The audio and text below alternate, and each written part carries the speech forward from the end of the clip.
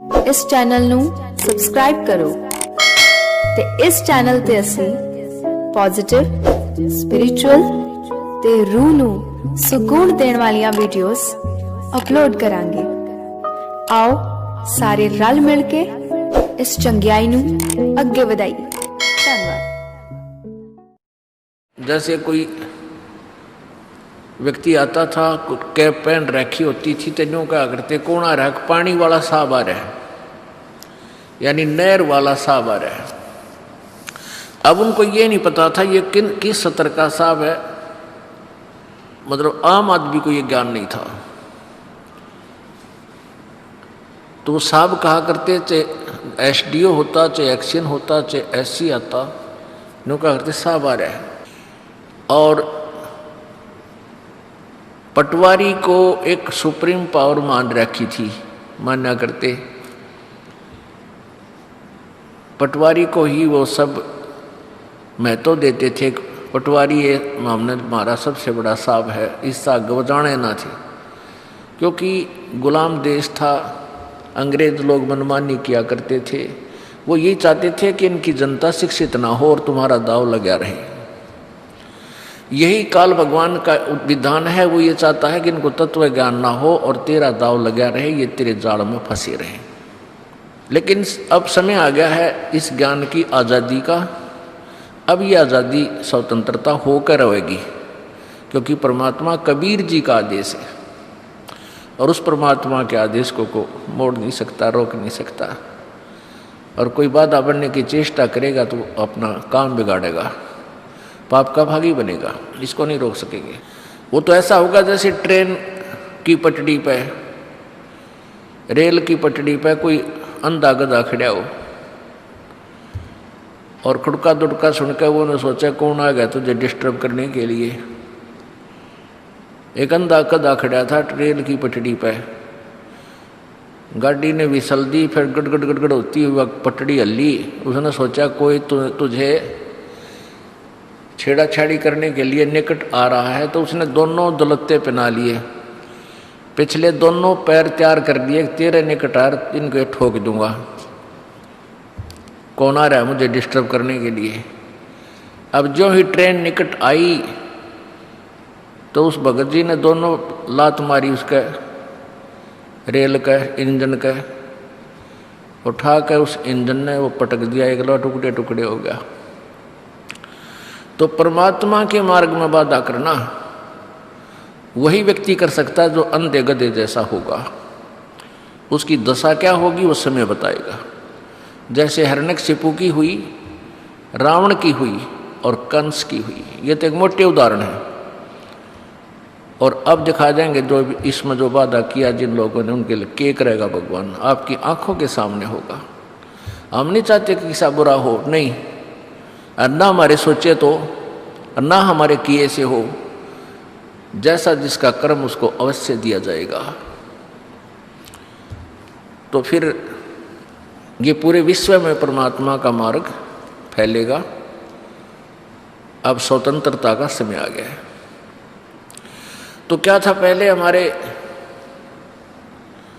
ऐसी स्थिति थी जैसे इस ज्ञान से पहले हम ब्रह्मा विष्णु महेश से ऊपर किसी को नहीं समझा करते। यही हमारे लिए सुप्रीम पावर थी और सपने में भी नहीं सोच सकते थे कि इन तो ऊपर कोई भगवान है। हमारे ज्ञान की ऐसी स्थिति थी जैसे एक बुढ़िया का लड़का, विधवा थी वह, उसका बच्चा, उस बुढ़िया ने मेहनत मजदूरी करके पढ़ा दिया, लिखा दिया, वो तहसीलदार लाग गया।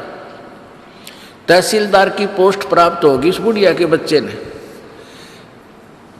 अब वो लड़का तहसीलदार की पोस्ट को ज्वाइन करके घर में आया, अपनी माता से कहा, माँ आज आपकी मेहनत सफल होगी, आज तक आपने अपने बेटे की पढ़ाई लिखाई में बहुत कुछ मेहनत मजदूरी करके कष्ट उठाया। अरे माँ तो अपने प्रेम से रहिए, ठाठ से रहे, तेरा बेटा तहसीलदार लाग गया।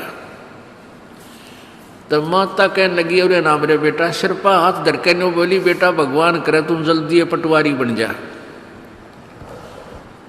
क्योंकि उस बुढ़िया ने पटवारी की महिमा का ज्यादा पता था, तहसीलदार को वो कभी सुना भी ना था उस बेचारी ने। तो उस बुढ़िया ने तहसीलदार से बड़ा पटवारी दिखा था, जबकि तहसीलदार के नीचे तो बहुत और स्टाफ आ जाता है। तो आज तक हम ब्रह्मा विष्णु महेश को इतनी सुप्रीम पावर मान रहे थे। एक बार एक चुटकुला आया था एक समाचार पत्र में, उसमें एक बार क्या हुआ कि कुछ मंत्री थे, कुछ मुख्यमंत्री भूतपूर्व, उन पे आरोप लगा हुआ था कि उनने कोई घोटाला किया, और घोटाले के बारे में विवरण दे रखा था कि यदि ये घोटाला सिद्ध हो गया तो इस मंत्री को इतनी सजा हो सकती है, इस मंत्री मुख्यमंत्री को इतनी सजा हो सकती है। तो एक ने प्रश्न किया, उसी में उस चुटकुले में प्रश्न कर रखा था, उसने कहा कि भाई यदि प्रधानमंत्री और राष्ट्रपति जी ये ऐसा घोटाला कर दें, क्या इनको भी सजा मिल जाएगी? तो उत्तर देने वाला कहता ये कि डीसी लाग रहे हैं, इनकी भी सजा होगी। यानी प्रधानमंत्री राष्ट्रपति से भी हमारी सोच में जो पुराने हिसाब थी, हम डीसी ने सबसे सुप्रीम मान रहे थे कि ये के डीसी लाग रहे हैं। तो पुण्यात्माओं, आज हमारे आध्यात्मिक ज्ञान की ये स्थिति थी जब तक हमने ये तत्व ज्ञान नहीं मिला था या जागृति नहीं आई थी। अब हम ये दास आपको परमात्मा की परिभाषा बतावेगा, डेफिनेशन ऑफ गॉड। पुण्यात्माओं, ये कोई आदेश है परमात्मा का और रजा है प्रभु की कि आप पुण्यात्माओं के ऊपर इस तत्व ज्ञान के प्रचार के लिए इस दास को चुना गया, क्योंकि ये दास एक मजदूर व्यक्ति था, किसान के घर जन्म था, और किसान का काम इतना अनथक होता है, रात और दिन का उसने कोई चिंता नहीं, चाहे रात में भी पानी देने जाता है, दिन में हल जोतता है, पशु भी संभालता है। तो इसलिए इस दास के ऊपर ये बाहर आया तो वही मजदूरी दास को मिल गई, और कितनी मेहनत करके रात और दिन आप देख रहे हो। यहाँ सुबह 6 बजे दास बैठ जाता है भक्तों के दुख सुख सुनने के लिए, परमात्मा के दरबार में अर्जी पहुंचाने के लिए, और शाम के 6 बज जाएंगे, 7 8 भी बज जाएंगे, 9 भी बज जाते हैं, 10 भी बज जाते हैं। दास अपनी जो आज्ञा दे रखी परमात्मा ने मालिक की, तो ये बोलना तो 2 घंटे में आदमी फ्यूज हो जाए जब मालिक की रजाना होता है। ये गीत गान जाया करती हमारी माँ, और पहला किसी का ब्याह हो जाता है, 2 दिन गीत गा गांधी, तीसरे दिन गला बैठ जाया करता इनका, बोले बिना जाया करता। और यहाँ 18 घंटे बोलना पड़ता उस मालिक की कृपा से।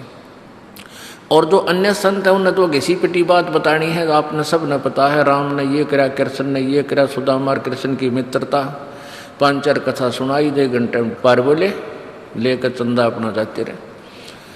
और ये तो ए से लेकर जेड तक सारी कहानी समझानी पड़ रही है। जैसे एक लेक्चरर है या टीचर है, 8 घंटे ड्यूटी होती है, मेरे ख्याल में 4 घंटे नहीं बोलता वो, और लेक्चरर तो 50-60 हज़ार रुपये तनख्वाह लेते हैं। और ये दास 2 रोटी सुबह खावे, 2 सांझ में, और जिसा कपड़ा बच्चे दे देते हैं वो पहन लेते हैं, और 18 घंटे रोजाना 8-9 घंटे मालिक की चर्चा गुणगान और दुख सुख सुने जाते हैं। तो ये परमेश्वर की कृपा है कबीर भगवान की। और दास को ये मजदूरी मिल गई, दास को पता है कि ये मेहनत मजदूरी मुझे क्या मिलेगा, इसका यहाँ का पैसा तो यहीं रह जाएगा, ये हमने सतलोक की शक्ति मिलेगी, वहाँ की माया मिलेगी जहाँ हमने जाना चाहते हैं। दास को यही मजदूरी मिली है तो दास इसमें कमी नहीं छोड़ेगा, क्योंकि पता है कि मजदूरी में थोड़ी सी भी आलस किया तो राम रूस जाएगा, राम रूस गया फिर हमारे पास क्या रह जाएगा। हमने राम नहीं रूसन देना, अपना भगवान रुष्ट नहीं होने देना। तो इसी प्रकार पुण्यात्माओं, आप भी यहाँ आते हो, जैसा भी किसी की दाव लगे, सेवा मजदूरी का अवश्य करनी चाहिए। खाना बनाना है, सर्विस करानी है, आज्ञा ले ले भाई, हम भी सेवा करना चाहते हैं। अगर नहीं आपका नंबर आता है, ज़्यादा सेवक हो जाते हैं और आपके हृदय में वो सेवा करने की इच्छा है, तो आपकी सेवा होगी, क्योंकि आपकी चाह कि मैं करूं और एक कहे तभी ना उठे सेवा करने, तो वो तो व्यर्थ में आ रहा है, उसके अंदर लगन नहीं है। तो ऐसे ही अपनी मजदूरी ने छोड़े निजड़ती पार बसावे, दाव लगाए रखे, ये लालच रखे, भक्ति का दाव लग जा भक्ति करे, दान का दाव लग जा दान करे, सेवा का दाव लगे सेवा करे, तो अपनी सब तरह से गिठड़ी बांध के और अपना धन मालिक के दरबार में लेकर चलेंगे।